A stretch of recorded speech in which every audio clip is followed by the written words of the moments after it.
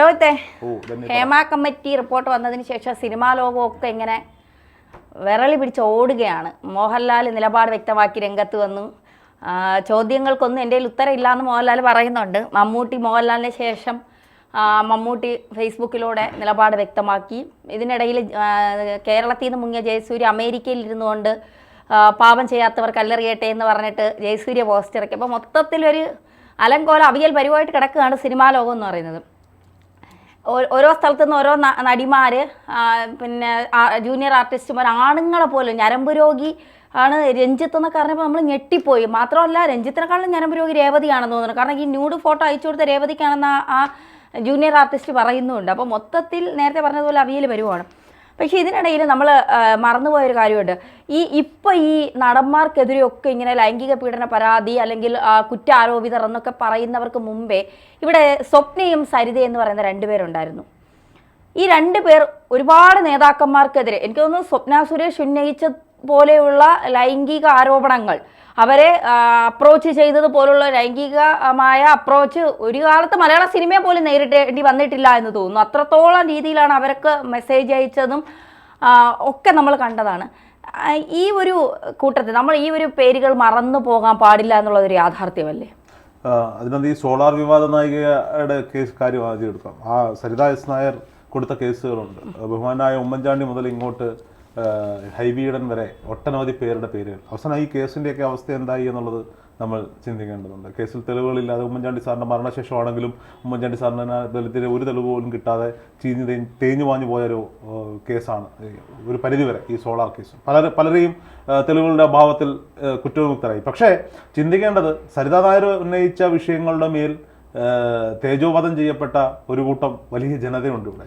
അത് തന്നെയായിരിക്കാം പലപ്പോഴും ഈ സിനിമയിൽ ഇപ്പോൾ ആരോപണങ്ങൾ ഉന്നയിക്കുന്ന പലരുടെയും കേസുകൾക്ക് അവസാനം അവർ കുറ്റക്കാരല്ല എന്ന് തെളിയുന്ന ഒരവസ്ഥയിലേക്ക് ചിലരെങ്കിലും പോയേക്കാം. മറ്റു ചിലർ രക്ഷപ്പെടാൻ പോകുന്നത് ഈ 20, 25, 15, 10 വർഷം പഴക്കമുള്ള കേസുകളിൽ തെളിവുകളില്ല, മെഡിക്കൽ പരിശോധന സാധ്യമല്ല, സാഹചര്യ തെളിവുകളുടെ എന്തെങ്കിലും ഒരു അഭാവം ഉണ്ടെങ്കിൽ മാത്രം കേസുമായി മുന്നോട്ട് പോകാൻ പറ്റും. അതുപോലെ ഈ നമ്മുടെ സ്വപ്ന സുരേഷ് ഉന്നയിച്ച പല നേതാക്കന്മാരും ആ മന്ത്രിസഭയിലും സ്പീക്കറായിട്ടും ഒക്കെ തുടരുന്നതൊക്കെ നമ്മൾ കണ്ടു. അപ്പോൾ സ്വാഭാവികമായിട്ടും ആരെയാണ് കുറ്റം പറയാൻ പറ്റുക? മുകേഷിന്റെ വീട്ടിലേക്ക് യൂത്ത് കോൺഗ്രസ് നടത്തിയ സമരമുറകൾ നമ്മൾ കണ്ടു. ഈ സമരമുറകൾ തന്നെയാണ് പണ്ട് ഡിവൈഎഫ്ഐക്കാരും യുവമോർച്ചയും കോൺഗ്രസും നേതാക്കന്മാരോട് വിളിച്ചത്. ഈ സ്വപ്ന സുരേഷ് ആരോപണങ്ങൾ ഉന്നയിച്ചപ്പോൾ യൂത്ത് കോൺഗ്രസും യുവമോർച്ചയും എങ്ങോട്ടേക്ക് പോയി? ഈ CPM നേതാക്കന്മാരുടെ വീടുകളിലേക്ക് പോയി. അപ്പോൾ ഇപ്പോൾ സിനിമാക്കാർക്ക് നേരെ തിരിഞ്ഞിരിക്കുന്നു. നോക്കൂ, രാഷ്ട്രീയം പോലെയല്ല സിനിമ.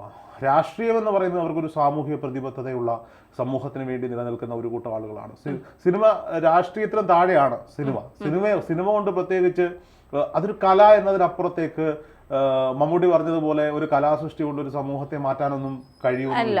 അദ്ദേഹം മറ്റേ കഥ തുടരുമ്പോൾ സിനിമയിൽ പറഞ്ഞതുപോലെ വൈലോപ്പള്ളി എഴുതിയ മാമ്പഴം വീണ്ടും കുട്ടികളെ അടിച്ചില്ലേ, മാമ്പഴം വീണില്ലേ എന്നൊക്കെ ചോദിക്കുന്ന ഡയലോഗൊക്കെ ഉണ്ട്. അതൊക്കെ നമ്മുടെ മുന്നിൽ നിൽക്കുകയാണ്. അപ്പോൾ സ്വാഭാവികമായും സിനിമാക്കാർക്ക് ഇത് സിനിമാ മേഖലയ്ക്കുള്ളിൽ നടക്കുന്ന വിഷയം മാത്രമാണ്. പക്ഷെ ഇന്നത് മാധ്യമങ്ങൾ കൈകാര്യം ചെയ്യുന്ന രീതി കണ്ടാൽ ഇതെന്തോ സമൂഹത്തെ മുഴുവൻ നടന്നിട്ടില്ല. ഇങ്ങനെ ഒരു സംഭവമേ ഇന്ന് വരെ നടന്നിട്ടില്ല. ഇതാദ്യമായാണ് കേരളത്തിൽ അല്ലെങ്കിൽ ഇന്ത്യയിൽ അല്ലെങ്കിൽ ലോകത്തിൽ നടക്കുന്നത്. ഇതാദ്യമായാണ്. നമ്മൾ ഇരിക്കുന്നിടം വൃത്തിയാക്കിയിട്ട് വേണം മറ്റുള്ളവരുടെ സ്ഥലത്തേക്ക് പോയി വൃത്തിയാക്കാൻ എന്നൊരു പഴമക്കാർ പറയുന്നത് കേട്ടിട്ടുണ്ട്. നമ്മൾ ഇരിക്കുന്നിടം ഏറ്റവും വൃത്തികേടുള്ള സ്ഥലമാണ്. പക്ഷേ ആ വൃത്തികേടിനുള്ളിൽ ഇരുന്നു കൊണ്ടാണ് നമ്മൾ മറ്റുള്ളവരെ വിമർശിക്കുന്നത് എന്നുള്ളത് പലരും വിമർശിക്കുന്നവർ പലരും പറയാതെ പോകുന്നുണ്ട് എന്നുള്ളതാണ് യാഥാർത്ഥ്യം. എന്തായാലും സ്വപ്ന സുരേഷിന്റെ കയ്യിലുണ്ടായിരുന്ന തെളിവുകൾ, അതിനുവേണ്ടി അവർ അനുഭവിച്ച വേദനകൾ, കാരണം അവർ ആ രീതിയിലേക്ക് ഒരുപക്ഷെ പോയിട്ടില്ലെങ്കിൽ പോലും അവർ ഉന്നയിച്ചവരൊക്കെ സമൂഹത്തിൽ ജനങ്ങൾ തിരഞ്ഞെടുത്ത ജനപ്രതിനിധികളായിരുന്നു.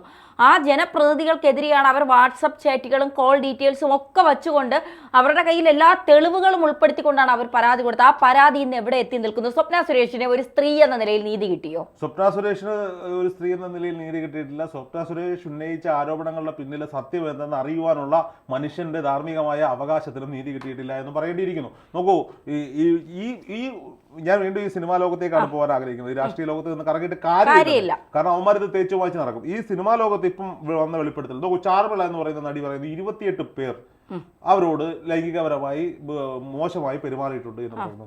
ഇവർക്ക് ഇത് പറയാൻ ഞാൻ ഇന്നലെ ചോദിച്ച ചോദ്യം വീണ്ടും ആവർത്തിക്കുകയാണ്. 44 വർഷം ഇൻഡസ്ട്രിയിൽ നിന്നൊരു സ്ത്രീ ഇപ്പൊ തമിഴ് പഠനങ്ങൾ ചെയ്തുകൊണ്ടിരിക്കുന്നു. ഇങ്ങനൊരു വിഷയം വേണ്ടി വന്നോ ഇത് പറയാൻ?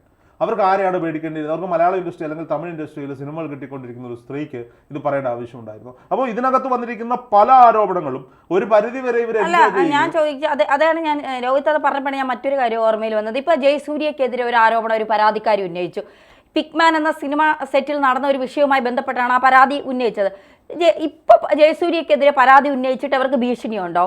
ജയസൂര്യ അവരെ തല്ലിക്കൊല്ലുമെന്നോ അല്ലെങ്കിൽ ജയസൂര്യ അവരെ കൊട്ടേഷൻ സംഘത്തെ വിട്ട് ആക്രമിക്കുക എന്തെങ്കിലും ചെയ്തിട്ടുണ്ടോ? അവർക്ക് എന്താ നഷ്ടപ്പെടാറില്ല? അവർ സിനിമയിലെങ്കിലും കണ്ടിട്ടില്ല അവിടെ ഇവിടെയൊക്കെ 1-2 വേഷങ്ങളും ചെയ്ത് വ്യാജ ഡോക്ടറേറ്റും പിടിച്ച് നടക്കുന്ന, അവരെന്ത് ചാരിറ്റി വർക്ക് ചെയ്യുന്ന, അവിടെ എവിടെയൊക്കെ കൊണ്ടുവരുന്ന എന്തെങ്കിലും അരിക്കിട്ടോ അതും ഇതൊക്കെ കൊടുത്തിട്ട് വലിയ ചാരിറ്റി പ്രവർത്തകരുടെ തന്നെക്കറിയാലോ. തന്നെ ഞാൻ ഒന്നിച്ചൊരു മാധ്യമത്തിൽ നമ്മള് നവകേരള എന്ന് പറയുന്ന ഒരു മാധ്യമത്തിൽ വർക്ക് ചെയ്ത സമയത്ത് ഒരു ചെറുപ്പക്കാരൻ ഇവർക്കെതിരെ എല്ലാ തെളിവുകളും ഉൾപ്പെടെ നമ്മളെ വന്ന് സമീപിച്ചിട്ടുണ്ട്. അതൊരു ഫാമിലി ഇഷ്യൂ ആയതുകൊണ്ട് മാത്രമോ അത് അവർ തമ്മിൽ തീർത്തു പോട്ടെ എന്ന് വിചാരിച്ചിട്ടാണ് നമ്മൾ ടെലികാസ്റ്റ് ചെയ്യാതിരുന്നത്. ഞാൻ 2 ദിവസമായിട്ട് അതിന്റെ റഷ്യ അപ്പി കാണുന്നില്ല. കാണാത്തവരുടെ ഭാഗ്യം തന്നെ ഞാൻ ആലോചിച്ചുകൊണ്ടിരിക്കുന്നത്. ഞാനും അത് ഇന്നലെ വിചാരിച്ചു. കാരണം ജയസൂര്യയെ പറ്റി ഇവർക്ക് ഈ മീനു കുര്യൻ എന്ന് പറയുന്ന പരാതിക്കാരി ജയസൂര്യയെ കുറിച്ച് ഈ ഇത്രയും അലിഗേഷൻസ് പറയുന്നത്, ജയസൂര്യയെ പോലുള്ളൊരു ജനപ്രിയ നടനാണ് അല്ലെങ്കിൽ യുവ സൂപ്പർ സ്റ്റാറുകളിൽ ഒരാളാണ്. ഇതിനു മുന്നേയും ജയസൂര്യയെ കുറിച്ച് പറയാൻ ഇത്തരം ജയസൂര്യ കടന്നു പിടിച്ചെന്നോ അല്ലെങ്കിൽ സെക്ഷൽ അപ്രോച്ചുമായി സമീപിച്ചെന്നോ ഒക്കെ പറയാൻ എനിക്ക് തോന്നുന്നില്ല. അതൊക്കെ ഒളിച്ചു വെക്കേണ്ടതിന്റെ ഒരു ആവശ്യകത ഉണ്ട്. അത് ഞാൻ സ്വാഭാവികമായിട്ട് അങ്ങനെ ഒരു സംഭവം നടന്നിരിക്കട്ടെ. ഇവർ പറയുന്നത് ഇവരൊരു സ്ത്രീയാണ്, അവർ പറയുന്നതിനെ നമ്മൾ അംഗീകരിക്കുന്നിരിക്കട്ടെ. അതെ, അവരുടെ കൺസേൺ ഇല്ലാതെ തൊട്ടുന്നിരിക്കട്ടെ. സ്വാഭാവികമായും ഇത് അന്ന് എന്തുകൊണ്ട് പറഞ്ഞില്ല? അതിനുശേഷം അവർ പറയുന്ന ഡയലോഗാണ്, ഞാൻ എന്നിട്ട് അയാളോട് ചോദിച്ചു, നിങ്ങൾ ചെറുപ്പമല്ലേ, നിങ്ങൾ സുന്ദരല്ലേ, പിന്നെ എന്തിനാണ് നിങ്ങൾക്ക് എന്നോട് ഇങ്ങനെ ഒരു താല്പര്യം കണ്ടത്? അപ്പോൾ അതൊരു പ്രത്യേക സാഹചര്യത്തിൽ പറ്റിപ്പോയതാണ്. ഈ നടന്റെ പേര് പറയാതെ ഇവർ പറയണം, ഈ നടൻ പറഞ്ഞു എന്ന്. ചിലപ്പോൾ ഒരു പക്ഷേ മനുഷ്യനാണ്, ഓപ്പോസിറ്റ് സെക്സിലുള്ള ആളുകളോട് അട്രാക്ഷൻ ഉണ്ടാകാം, അയാളുടെ താല്പര്യം അയാൾ പ്രകടിപ്പിച്ചേക്കാം. അതിന് ഇവർക്ക് എതിർപ്പുണ്ടായിരുന്നുവെങ്കിൽ ഇവരെന്തിന് ഇത്രയും വർഷക്കാലം ഇത് പുറത്തു പറയാതെ കാത്തിരുന്നു? ഇതേ പരാതിക്കാരി തന്നെയാണ് ജയൻ ചേർത്തലയ്ക്കെതിരെ മാതൃഭൂമി ന്യൂസിലിരുന്നിട്ട് ജയൻ ചേർത്തല ഇവരുടെ ഒരു വസ്ത്രധാരണ രീതി കണ്ടപ്പോൾ എനിക്ക് നിങ്ങളെ റേപ്പ് ചെയ്യാൻ തോന്നുന്നു എങ്കിൽ എന്തുകൊണ്ട് അന്ന് ഇവർ പ്രതികരിച്ചില്ല? ഇവർ ഫേസ്ബുക്കിൽ 24 മണിക്കൂറും ഫേസ്ബുക്കിൽ പോസ്റ്റ് ഇട്ട് സോഷ്യൽ മീഡിയയിൽ ആക്റ്റീവായ ഒരു ലേഡി എന്നാണ് ഇവർ പറയുന്നത്. റിപ്പോർട്ടർ ചാനൽ അരുൺകുമാർ ഇങ്ങനെ ചോദിച്ചു, ഇവർ നിങ്ങളുടെ ഡോക്ടറേറ്റ് എവിടെ? ഓ മാധവൻ സമ്മാനിച്ചാണ്. അപ്പൊ അരുൺകുമാർ എടുത്തിരുന്നു, ഓ മാധവനോ അല്ല ISRO ചെയർമാൻ ISROയിൽ ഇരുന്ന മാധവൻ സാർ സമ്മാനിച്ചതാണ്. ഒന്ന് ആലോചിച്ചു, ഓ മാധവൻ ആരാ, ISRO മാധവൻ സാർ ആരാണെന്ന് അറിയാത്ത ഈ സ്ത്രീയാണ് ഡോക്ടറേറ്റും ചുമന്നുകൊണ്ട് നടക്കുന്നത്. അപ്പൊ ഞാൻ ആ സ്ത്രീയെ അവര് ഇപ്പൊ നമ്മുടെ നിയമവ്യവസ്ഥ അനുസരിച്ച് എത്ര കാലം കഴിഞ്ഞ് വേണമെങ്കിലും ഈ ആരോപണങ്ങൾ ഉന്നയിക്കാം. പക്ഷെ വൈകി വന്ന നീതി അനീതിയാണെന്ന് വിശ്വസിക്കുന്ന ഒരു നിയമവ്യവസ്ഥയിൽ വിശ്വസിക്കുന്നത് നമ്മളെല്ലാവരും ഈ പറയപ്പെടുന്ന നടന്മാർക്കെതിരെ ഉണ്ടാകുന്ന ആരോപണങ്ങളിൽ ചിലതൊക്കെ വിശ്വസിക്കാൻ കഴിയാത്തതാണ്. പിന്നെ സിനിമ ഇൻഡസ്ട്രിയിൽ കാലാകാലങ്ങളായി നടന്നു പോകുന്ന കാര്യങ്ങളൊക്കെ തന്നെയാണിത്. ഇത് രാഷ്ട്രീയത്തിലും നടക്കുന്നുണ്ട്. ഇതേ ഓഡിറ്റിംഗ് രാഷ്ട്രീയത്തിലും വേണം, മാധ്യമ പ്രവർത്തകർക്കിടയിലും വേണം. നോക്കൂ, നമുക്കറിയാം, ഒരു പ്രമുഖ ചാനലിൽ നിന്ന് ഒരു സ്ത്രീയുടെ പരാതിയെ തുടർന്ന് പുറത്താക്കപ്പെട്ട ഒരു പ്രമുഖ മാധ്യമ പ്രവർത്തകരുണ്ട്. സ്വാഭാവികമായിട്ടും ഇവരാരും എന്താ വേണ്ടാത്തെ? ഈ മമ്മൂട്ടി മോഹൻലാലും വന്ന് ധാർമ്മികമായി മാധ്യമങ്ങൾക്ക് മുന്നിൽ സംസാരിക്കണമെന്ന് ഈ മാധ്യമ പ്രവർത്തകരൊക്കെ ഇരുന്ന് ഘോരഘോരം പ്രസംഗിച്ചുകൊണ്ടിരിക്കുക. അന്ന് ഈ മാധ്യമ പ്രവർത്തകൻ മാധ്യമങ്ങൾക്ക് മുന്നിൽ ഒരു മാധ്യമ പ്രവർത്തകൻ അശ്ലീല മെസ്സേജ് അയച്ചു എന്നുള്ള പരാതിയിലാണ് ആ മാധ്യമ പ്രവർത്തകനെ ആ മാധ്യമത്തിൽ നിന്ന് പുറത്താക്കിയത്. പിന്നീട് മറ്റൊരു നമ്പർ 1 ആയിട്ട് നിൽക്കുന്ന മറ്റൊരു മാധ്യമം അയാളെ ഏറ്റെടുക്കുകയും ചെയ്തു. അല്ല, സ്വാഭാവികമായിട്ട് അന്ന് ആ മാധ്യമ പ്രവർത്തകൻ ഏതെങ്കിലും ചാനലിൽ കൂടെ വന്നിരുന്നോ, സോഷ്യൽ മീഡിയയിൽ വന്നിരുന്നോ, ഈ പറഞ്ഞ പോലെ തനിക്ക് എന്താണ് സംഭവിച്ചെന്ന് പറഞ്ഞു? അത്ര തന്നെ ഉള്ളൂ മോഹൻലാലിനും മമ്മൂട്ടിക്കും ഒക്കെ. അവർ ഓരോ പ്രൊഡക്ഷൻ കമ്പനിയുടെ ആവശ്യത്തിന് വേണ്ടി ഓരോ സിനിമകളിൽ അഭിനയിക്കുന്നു, അല്ലാതെ അവരെ ജനങ്ങൾ വോട്ടിട്ട് ജയിക്കുന്നത്. നിങ്ങൾ ടിക്കറ്റ് കൊടുത്ത് സിനിമ കാണുന്നത് പോലെയാണ് ഈ മാധ്യമങ്ങൾ ചാനലിൽ കേബിൾ ടിവിയിലോ ഡിഷിലോ റീചാർജ് ചെയ്തിട്ടോ നമ്മൾ കാണുന്നു. ഇത് ചെറിയ സ്ക്രീനിൽ നമ്മൾ വാർത്ത കാണുന്നു, മറ്റേത് പോയി സിനിമ കാണുന്നു. ഈ വ്യത്യാസമേ ഉള്ളൂ. അപ്പൊ സ്വാഭാവികമായിട്ടും ഈ മാധ്യമ പ്രവർത്തകർക്ക് എന്തൊക്കെ അവകാശങ്ങളുണ്ടോ അല്ലെങ്കിൽ മാധ്യമ പ്രവർത്തകർ എന്തൊക്കെ പറയണോ ഇതൊക്കെ തന്നെയാണ് ഈ സിനിമാക്കാരും ചെയ്യുന്നത്. അപ്പൊ സ്വാഭാവികമായിട്ടും മാധ്യമ പ്രവർത്തകർക്ക്, ഞാനിത് പറയുന്നത് ഈ മാധ്യമങ്ങളിലെ വലിയ രീതിയിലുള്ള കടിച്ചുകീറൽ കണ്ടിട്ടാണ്. മോഹൻലാലും മമ്മൂട്ടിയും വന്നിരുന്ന മോഹൻലാൽ അഭിപ്രായം പറയുന്നത് വരെ മോഹൻലാൽ അഭിപ്രായം പറഞ്ഞില്ല എന്നുള്ളതായിരുന്നു. അഭിപ്രായം പറഞ്ഞു കഴിഞ്ഞപ്പോൾ മോഹൻലാലിന്റെ പല ചോദ്യങ്ങൾക്കും ഉത്തരമില്ല. അയാൾ ആർക്കും എഴുതി കൊടുത്തിട്ടില്ല. ആ വ്യക്തി മോഹൻലാൽ എന്ന് പറയുന്ന ആൾ ആർക്കും എഴുതി കൊടുത്തിട്ടില്ല. ഞാൻ മാധ്യമങ്ങളുടെ മുന്നിൽ എന്റെ നിലപാട് വ്യക്തമാക്കാം, ഞാൻ സിനിമയിൽ വന്നത് മാധ്യമങ്ങളോട് സംവദിക്കാനും സംസാരിക്കാനുമാണ്. മോഹൻലാലിന് അങ്ങനെ ഒരു സംസാരിക്കേണ്ട ആവശ്യകത പോലും ഇല്ല. മോഹൻലാലിന് അത് വേണ്ടി വരുന്നത് അമ്മ എന്ന താരസംഘടനയുടെ പ്രസിഡന്റ് ആയിരുന്നു. സ്വാഭാവികമായിട്ട് അമ്മ എന്ന താരസംഘടനയിൽ അംഗത്വമുള്ള ഒരാൾ പോലും ഇതുവരെ അല്ല, അതിന് വേണമെങ്കിൽ അദ്ദേഹത്തിന്റെ ഫേസ്ബുക്കിൽ ലൈവ് പോയിട്ട് അദ്ദേഹത്തിന് ജനങ്ങളെ അറിയിക്കാം. എനിക്ക് പറയാനുള്ള കാര്യങ്ങൾ ഇതാണ്. എനിക്ക് മാധ്യമങ്ങളുടെ മുന്നിൽ ഒന്നും സംസാരിക്കേണ്ടതിന്റെ ആവശ്യകത ഇല്ല എന്ന് പറഞ്ഞുകൊണ്ട് വേണമെങ്കിൽ മോഹൻലാലിന്റെ ഫേസ്ബുക്കിൽ ഒരു ലൈവ് പോവാം. ഒരുപക്ഷെ ഈ കൂട്ടത്തിൽ സുരേഷ് ഗോപിയോ മുകേഷോ ഗണേഷ് കുമാറോ ഇത്തരത്തിൽ പ്രതികരിച്ചില്ലെങ്കിൽ മാധ്യമങ്ങൾ ചോദ്യം ചെയ്യാം. കാരണം അവർ ജനങ്ങളുടെ വോട്ട് വാങ്ങി ജയിച്ച ജനപ്രതിനിധികളാണ്.